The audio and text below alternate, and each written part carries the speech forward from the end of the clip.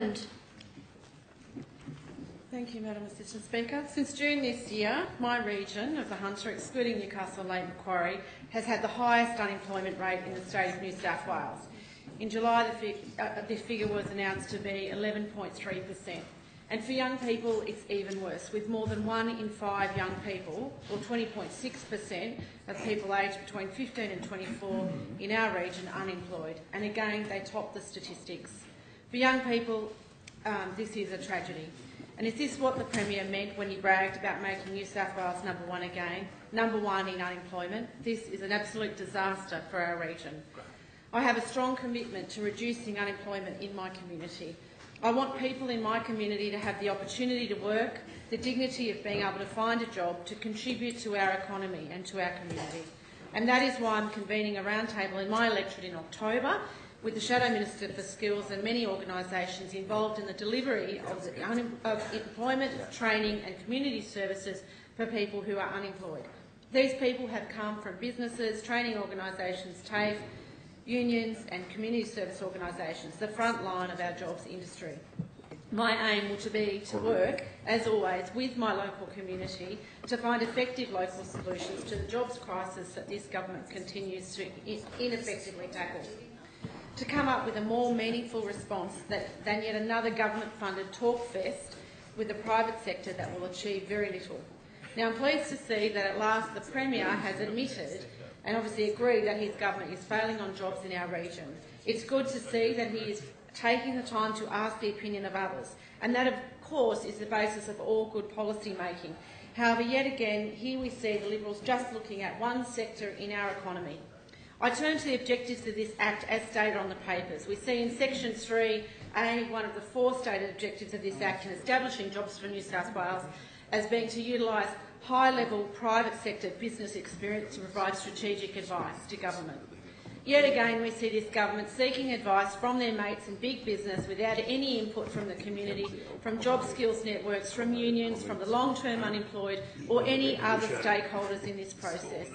And of course, this will colour the advice that they're given. We must remember that this government is a union-bashing government which wants people to work day and night for big multinational companies without penalty rates or any acknowledgement. This government will remain silent while jobs are lost because this government refuses to do businesses with companies in its own state.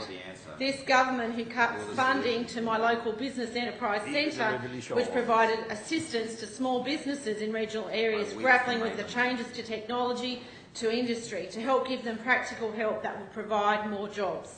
When we look at the functions of jobs for New South Wales, we see under 6.1c that they are tasked to advise the Minister on impediments to improving and expanding competitive advantage in New South Wales.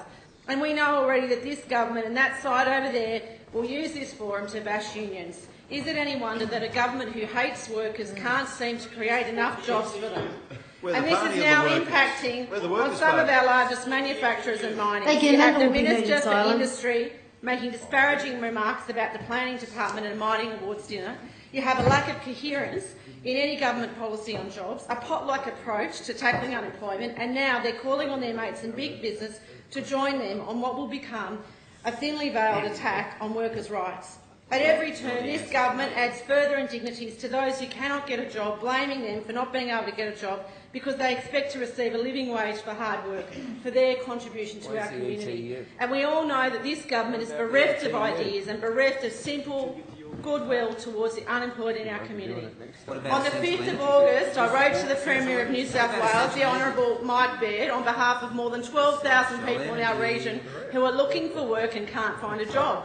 I asked the Premier most humbly and respectfully to increase the allocation of funding for Maitland and the Upper Hunter. I see the member for Upper Hunter here, and I wonder if he wrote a similar letter to Mike Baird to increase the allocation of funding for Maitland and the Upper Hunter in the CVP partnerships program to $300,000 based on the unemployment figures in our two electorates. And I wonder, did the member for the Upper Hunter get a response? Did he write a letter to the Premier? And if he did he get a response any different from me? The Community Building Partnerships provides base funding of $200,000 per state electorate to support local infrastructure projects to increase unemployment. It's an additional $100,000 is available for the 48 electorates with high levels of disadvantage, as indicated by high comparative unemployment rates.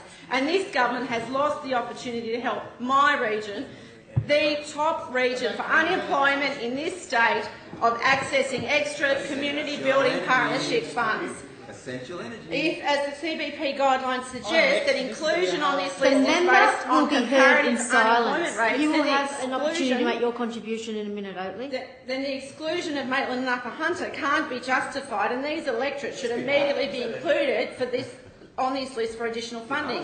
In addition, in the recently released Dropping Off the Edge report, many of the suburbs in Maitland were found to be disadvantaged. Suburbs including Thornton, Beresfield, Woodbury in the 2322 postcode all fell into the most disadvantaged category across the state. Much of this disadvantage resides in lack of skills, mental health problems, training, domestic violence and long-term unemployment.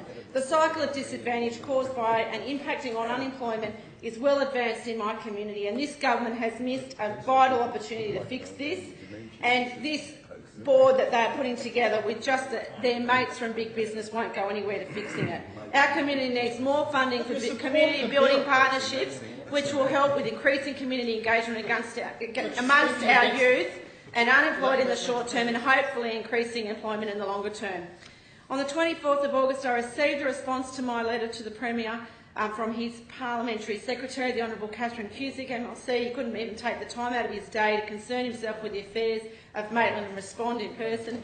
She advised me that the unemployment figures that the government's relying on to allocate these funds were adjusted from the 2011 census figures, adjusted at the redistribution of the last election. How much more rubbery figures can we get, to say the least?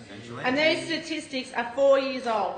And what else of significance has happened in the last 4 years? Oh, that's right, you guys got into power and you have doubled the unemployment in my community, doubled the unemployment in my community, and so have your mates at the federal sphere. This state was in a great position post the GFC, thanks to former state and federal Labor governments, and contrast this with a doubling of unemployment in our region since you guys came to power.